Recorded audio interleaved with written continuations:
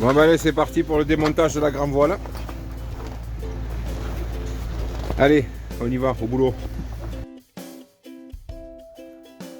Bon ben allez, c'est parti pour le démontage de l'ancienne grande voile. Car ça y est, la grande voile est arrivée, donc elle est prête. On va installer une grande voile toute neuve sur le Liberty. Donc c'est un grand jour pour moi, c'est la première fois que je vais remonter une grande voile. Et en plus, bon, ben, c'est sur mon bateau en mettant une belle grande voile toute neuve. Donc ben, on commence par tout simplement démonter les éléments de l'ancienne grande voile, qui est un sac à patates, elle arrive à 80% d'usure, elle ne sert pratiquement à rien. Donc voilà, on commence par démonter la balancine. Donc le monsieur qui m'effectue les travaux, donc c'est Espace Voilerie, qui se trouve sur Canet-en-Roussillon. Voilà, c'est une très très bonne structure. C'est Monsieur Lefebvre, donc le gérant, c'est le monsieur que vous voyez à l'écran. C'est un monsieur vachement sympathique, très très très professionnel. Au niveau des tarifs, il est vraiment intéressant. Voilà, tout simplement parce qu'il n'a pas d'intermédiaire en fait, c'est lui qui reçoit le tissu et qui fabrique la voile. Donc là-dessus c'est super intéressant. Il faut savoir quand même que j'ai économisé pas loin de 800 € à peu près comparé au prix de ses concurrents dans la région, quoi. Voilà. C'est une voilerie qui existe quand même depuis de nombreuses années. Avant, ce monsieur avait une voilerie sur le 4. Donc il a rouvert une voilerie sur Canet-en-Roussillon. Voilà, donc c'est quelqu'un quand même d'expérimenté. La voile a été faite dans des délais vraiment très très corrects. Et c'est un monsieur qui a quand même un savoir-faire qui est quand même assez intéressant. Voilà, donc là on a démonté la balancine, on est en train de démonter donc les bosses de riz de l'ancienne grande voile. Et là ça y est, donc on en vient à démonter carrément la grande voile. Donc l'enlever, la sortir du bateau. Alors ça a été le moment le plus embêtant parce que la voile est en vrac, qu'il faut arriver à l'enlever en se déplaçant sur le bateau avec une grande voile dans les mains comme ça, c'est pas évident en passant sur le côté. Voilà, c'est le moment le plus embêtant. Bon, après ça se fait, il n'y a aucun problème. Donc voilà, donc cette grande voile, on l'évacue et donc je l'ai donné à une amie pour qu'elle se fasse une espèce de toile sur sa terrasse. Voilà. Bon, bref. Alors, maintenant, on monte la nouvelle grande voile à bord dans son joli petit sac.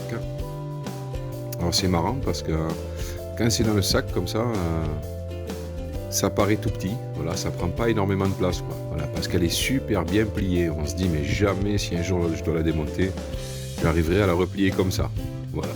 Bon, bref, c'est un autre sujet.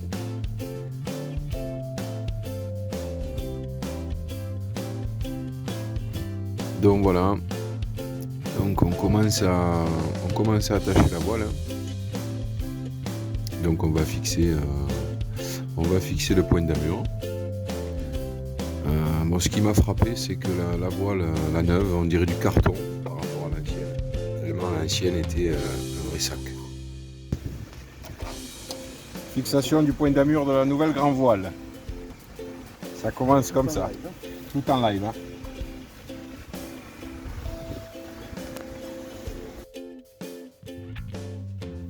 Donc là, on fixe la drisse de grande voile. On va commencer à la hisser en mettant les chariots donc dans le rail du mât. Là c'est pareil, sur l'ancienne grande voile, j'avais des petits chariots en plastique blanc. Et bon, c'est vrai qu'à l'affalage de la voile, ils avaient tendance à se mettre un peu sur le côté. Et puis bon, la voile, ça fallait pas correctement. Là, avec ce nouveau système, honnêtement, ça n'a plus rien à voir. Ça coulisse vraiment très très bien. Donc, une fois que la voile est hissée au niveau de la première latte, à présent, on va enfiler la première latte. Alors c'est un système qui est pas mal, hein. Donc on enfile la latte dans la toile, hein.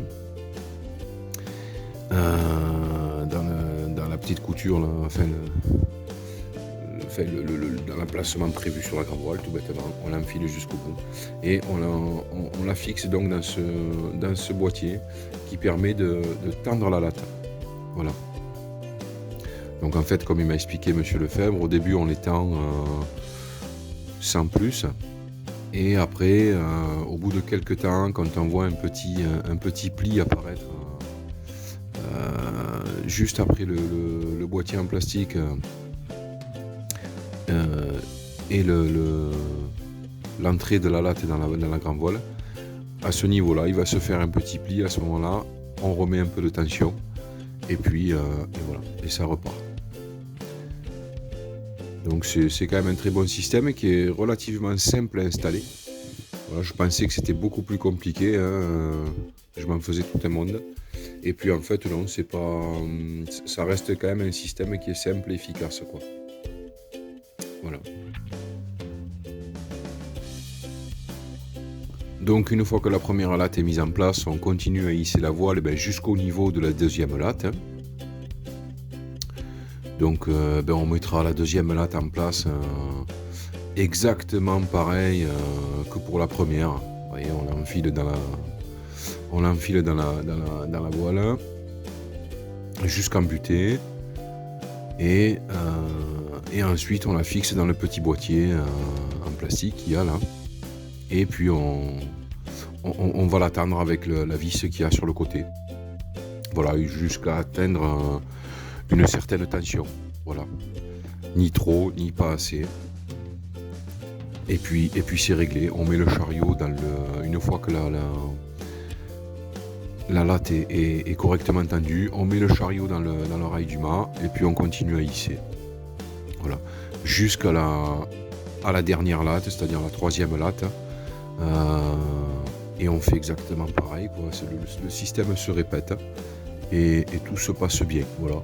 On a été très légèrement embêté parce qu'on avait le vent, on était en vent arrière dans le port pour mettre la grande voile.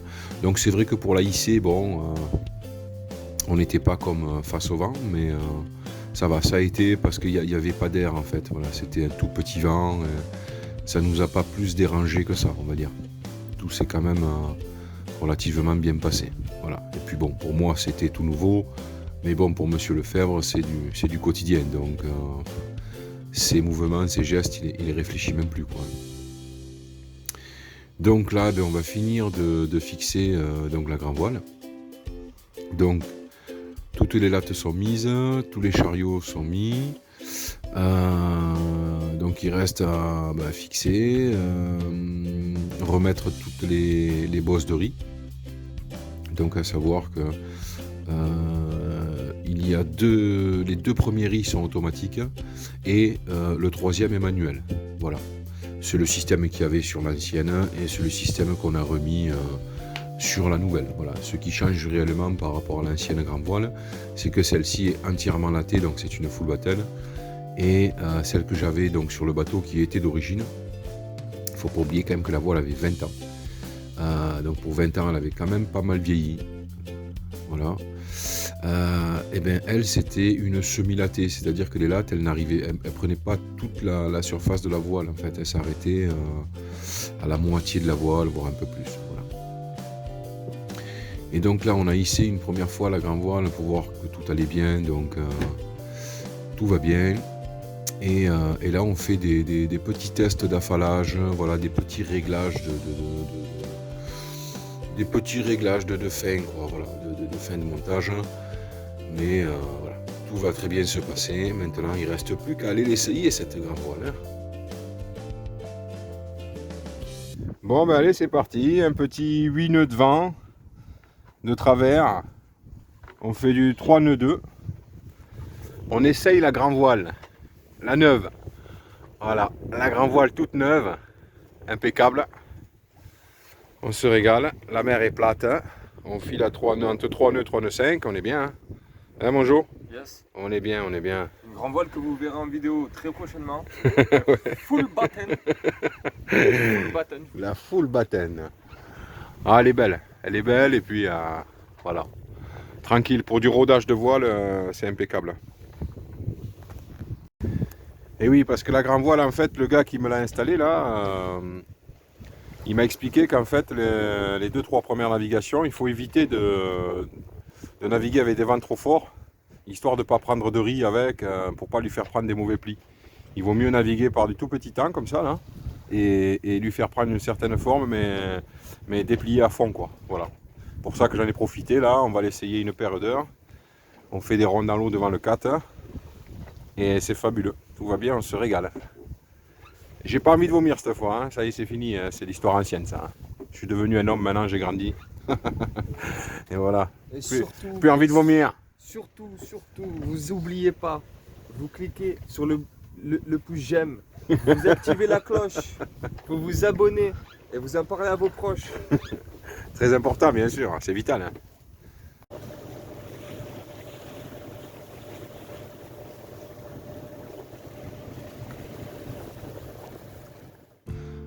Alors nous avons eu le lendemain, donc on est passé au bateau, nous avons eu la visite de Bernard et Véro, donc nos amis navigateurs qui ont le bateau à Port-le-Cat également. Donc on a mangé ensemble à midi au bateau, on a passé un excellent moment et Bernard s'est gentiment proposé de m'expliquer comment on se servait d'une carte. Ça, j'ai jamais fait en bateau moteur.